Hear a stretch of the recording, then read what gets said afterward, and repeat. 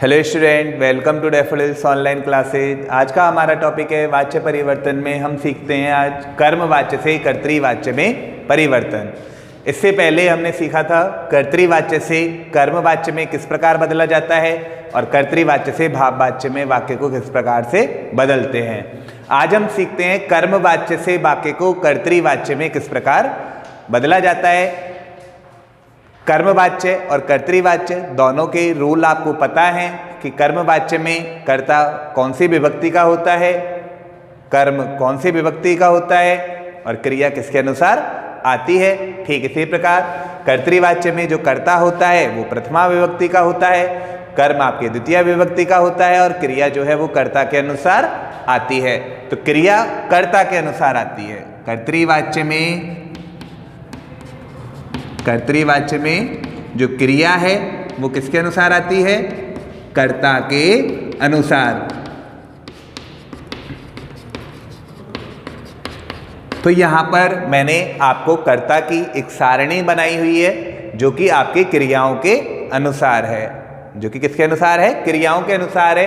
कर्ता यहां पर फिक्स किए गए हैं कि सह आएगा तो प्रथम पुरुष के एक वचन की क्रिया आएगी, अगर तऊ आएगा तो प्रथम पुरुष के द्विवचन की क्रिया आएगी, अगर ते आएगा तो प्रथम पुरुष के बहुवचन की क्रिया आएगी। ठीक इसी प्रकार मध्यम पुरुष और उत्तम पुरुष में भी हम क्रिया का रूप इन कर्ताओं के अनुसार लिख सकते हैं। अगर जैसे कोई नाम दिया गया है तो नाम के लिए हम हमेशा प्रथम पुरुष की क्रिया का प्रयोग करते हैं। जैसे कर्मवाच्य का उदाहरण है अस्माभि गीतम गीयते, यानी हमारे द्वारा गीत गाया जाता है। अस्माभि ये आपकी तृतीय विभक्ति का बहुवचन है।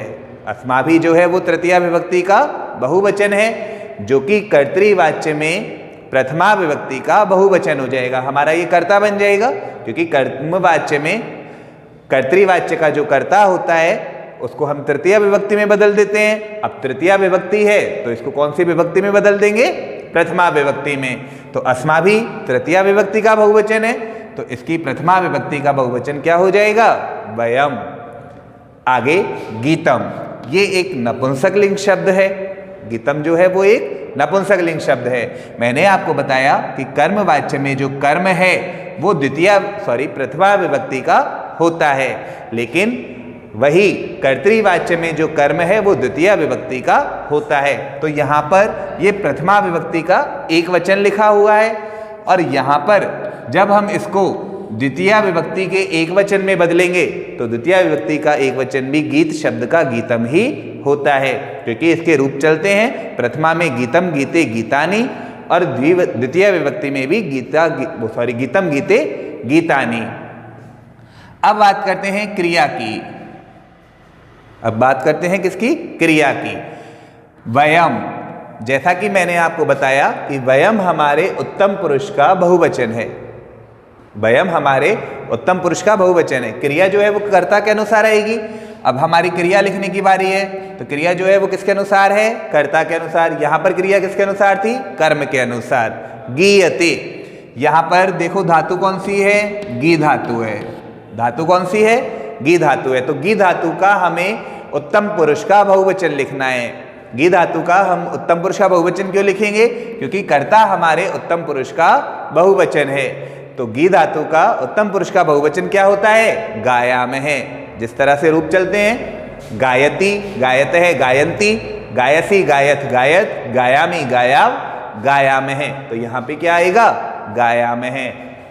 अगला तेन दुग्धम पीयते, उसके द्वारा दूध पिया जाता है।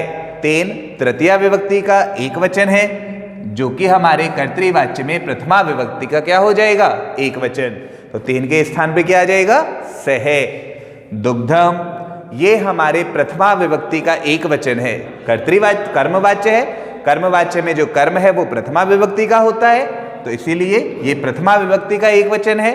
तो इसे हम किस में बदलेंगे, कर्तृवाच्य में आके द्वितीय विभक्ति के एक वचन में, क्योंकि वचन सेम रहते हैं, विभक्तियां बदल जाती है। तो दुग्धम प्रथमा का एक वचन और दुग्धम ही द्वितीय का एक वचन, दोनों सेम है, बस विभक्तियां यहां पर अलग अलग है। धातु पा धातु, पीयते के अंदर जो मूल धातु है वो कौन सी है, पा धातु। यहां पर जब अब हम क्या देखेंगे, कर्ता, कर्ता के अनुसार ही हम क्रिया लिखेंगे।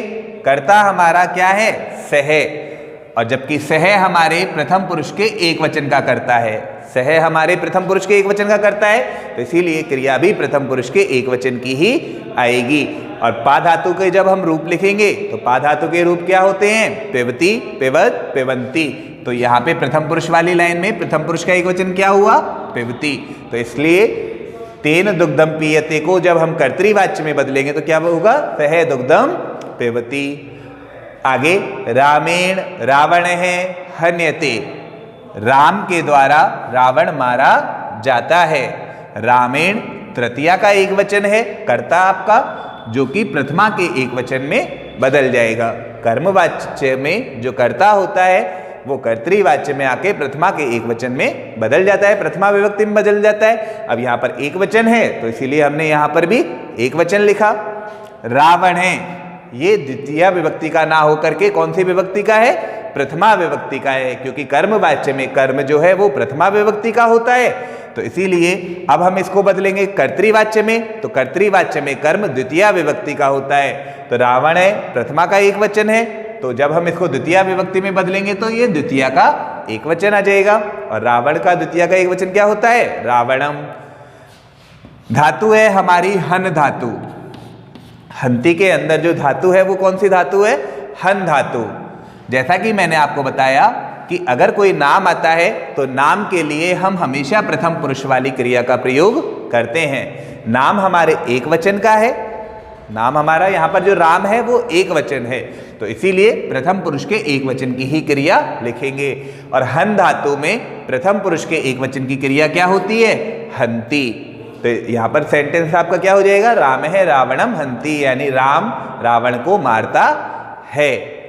नेक्स्ट, आवाभ्याम विद्यालय है गम्यते, यानी हम दोनों के द्वारा विद्यालय जाया जाता है।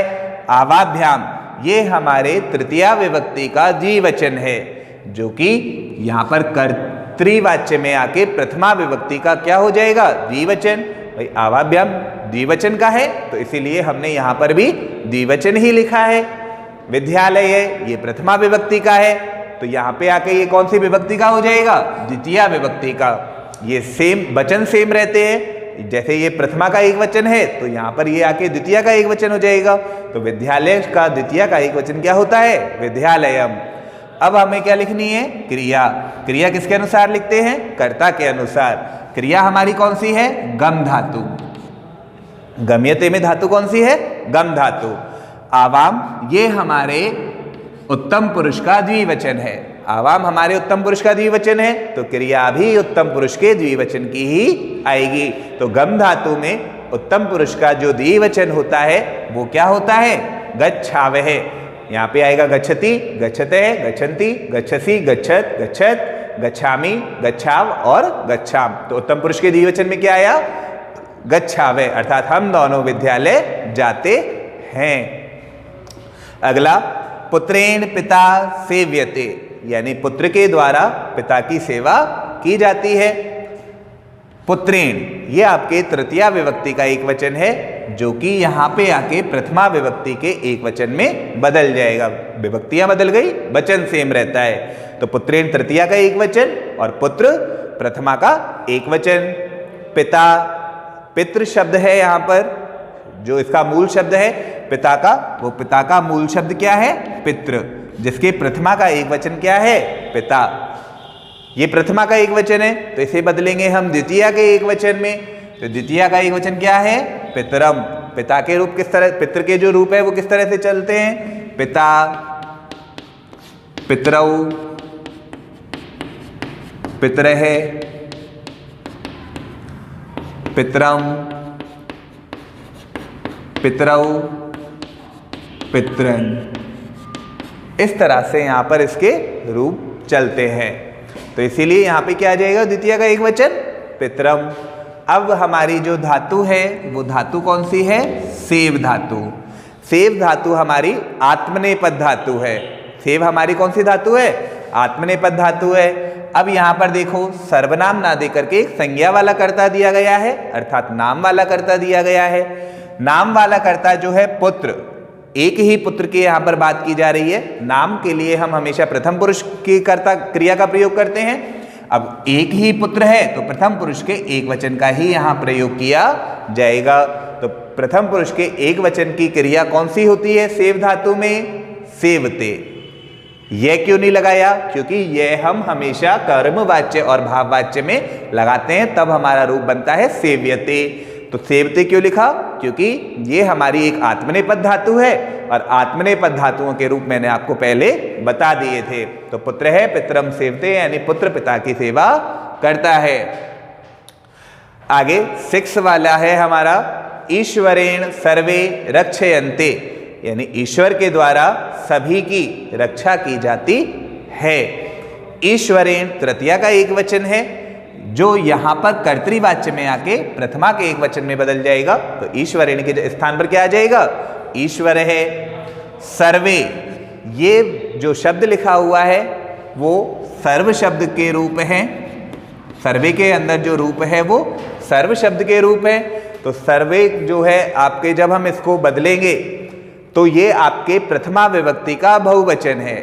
सर्वे आपके प्रथमा विभक्ति का बहुवचन है, तो जब हम इसे कर्तृवाच्य में बदलेंगे तो द्वितीय विभक्ति का बहुवचन हो जाएगा। और द्वितीय विभक्ति का बहुवचन क्या होता है सर्व का? सर्वान।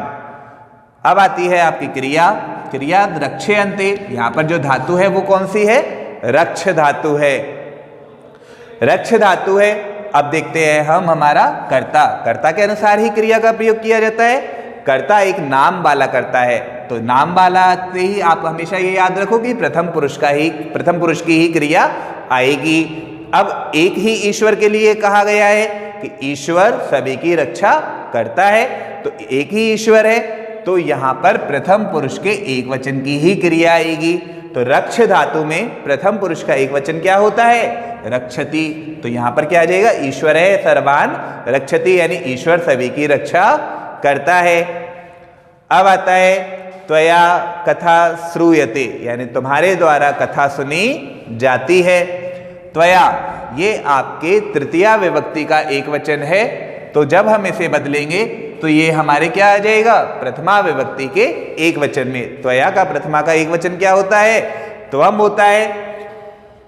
आगे अब आते हैं कर्म पे। कर्म यहां पर जो कथा दी हुई है वो द्वितीय विभक्ति का ना होकर के कौन सी विभक्ति का है? प्रथमा विभक्ति का, क्योंकि कर्म वाच्य में प्रथमा विभक्ति का कर्म हो जाता है, जो कि कर्तृवाच्य में आके द्वितीय विभक्ति का हो जाता है। अब ये प्रथमा का एक वचन है, तो इसीलिए यहाँ पे इसे द्वितीय के एक वचन में बदल देंगे। तो कथा का द्वितीय का एक वचन क्या होता है? कथाम। अब आती है आपकी क्रिया। क्रिया यहां पर आपकी है श्रु धातु। श्रु यानी होता है सुनना। अब किसके अनुसार लिखेंगे? कर्ता के अनुसार। कर्ता है अब आपका त्वम। त्वम देखो, त्वम कर्ता जो है आपके मध्यम पुरुष के एक वचन का कर्ता है। त्वम आपके मध्यम पुरुष के एक वचन का कर्ता है, तो मध्यम पुरुष के एक वचन की ही क्या आएगी? क्रिया। श्रु धातु के मध्यम पुरुष के एक वचन की क्रिया क्या होती है? श्रृणोषि, यानी तुम कथा को सुनते हो। तो इस तरह से श्रेण आप कर्मवाच्य से वाक्यों को कर्तृवाच्य में बदल सकते हो।